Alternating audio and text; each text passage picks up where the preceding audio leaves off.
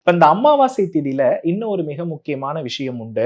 பலியில சைவ பலின்னு ஒண்ணு உண்டு, அசைவ பலின்னு ஒண்ணு உண்டு. ஆமா. இந்த மாந்திரீக தோஷத்த நிவர்த்தி பண்றதுக்கு உயிரோடு சேவல் தானமாக கொடுப்பது, அல்லது வந்து அசைவ பலியே என்ன பண்ணுவாங்கன்னா, சில ஊர்கள்ல அமாவாசை தினத்துல குடுப்பாங்க. இது வந்து கன்னியாகுமரி பக்கம்லாம் ரொம்ப நாகர்கோவில் பக்கம்லாம் அது ரொம்ப கரெக்ட்டா ஃபாலோ பண்ணக்கூடிய மக்கள். சோ, இப்போ ஏன்னா அங்க தான் இந்த மாந்திரீகத்த பத்தி ரொம்ப நெறைய அதிகம். பேசக்கூடிய இடம். ஏன்னா அந்த மாந்திரீகம்னு செல்லுபடி ஆகுதுனாலே, அங்க வந்து ரத்த பலி இல்லாம, குருதி பூஜை இல்லாம எதுவுமே நடத்த முடியாது.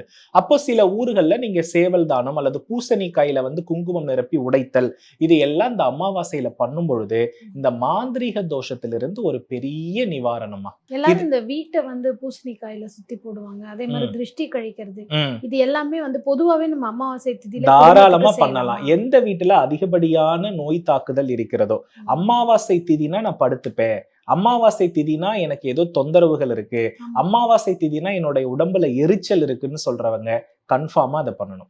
நான் எக்ஸாக்ட்டா சொல்றேன்மா, எந்த வீட்ல மகர ராசியும், விருச்சிக ராசியும், எந்த வீட்ல மகர லக்னமும், விருச்சிக லக்னமும் அதிகமாக குவிக்கப்பட்டிருக்கிறதோ, அந்த வீட்டுல மாந்திரீகத்த பத்தி கண்டிப்பா பேசுவாங்க.